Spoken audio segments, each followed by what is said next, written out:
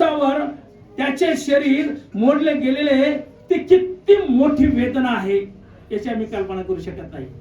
लक्षात घ्या प्रियानो. आणि मग तो प्याला हातात घेतो आणि म्हणतो, तुम्हासाठी ओतले जाणारे हे माझे रक्त आहे, हे माझे रक्त आहे. हातापायातून रक्त ओघळत आहे आणि हे किती वेदनामय परिस्थिती असणार आहे. लक्षात घ्या प्रियानो. असं हे द्राक्षरसाचं महत्व, याचं पावित्र्य ज्यावेळेस आम्ही घेतो ना प्रियानो, अत्यंत क्लेशमय असतं. लक्षात घ्या. म्हणून ह्या द्राक्षरसाचं महत्व, प्रभोजनाचं महत्व, वलांडण सणाच्या वेळी देवाचा कोकरा वधस्तंभावर बळी देत आहे त्या दिवशी. आणि मग त्याचे बरेच आम्हाला त्याद्वारे तारण प्राप्त झालं.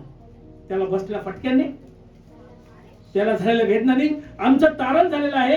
त्या वलन सणाची आठवण म्हणून आम्ही प्रभू येशूने शेवटच्या भोजनाची विधी त्याचं आयोजन केलं. अतिशय सूचक आणि अतिशय पद्धतशीर प्रमाणे त्याने आम्हाला ती विधी लावून दिलेली आहे.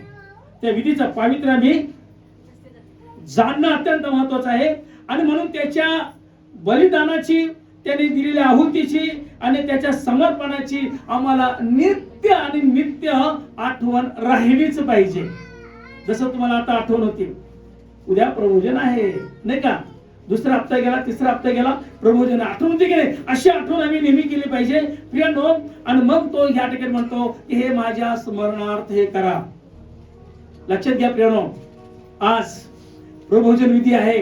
त्या विधीच्या माध्यमातून त्याचं गांभीर्य आणि त्याचं पावित्र्य जे काय आम्ही ऐकलेलं आहे ते कायम आमच्या स्मरणात आम्हाला ठेवायचं आहे.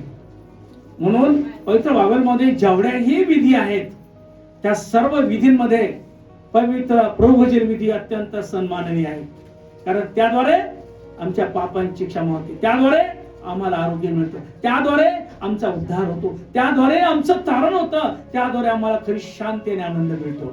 म्हणून प्रत्येक बहिणी भावाने, आम्ही जगाच्या पाठीवर कुठेही असा, पण ज्या दिवशी प्रभोजन विधी असेल मिस करू नका. प्रत्येक रविवार मिस करू नका. प्रत्येक रविवार तुमच्या आत्मिक जीवनासाठी आशीर्वादाचं कारण आहे.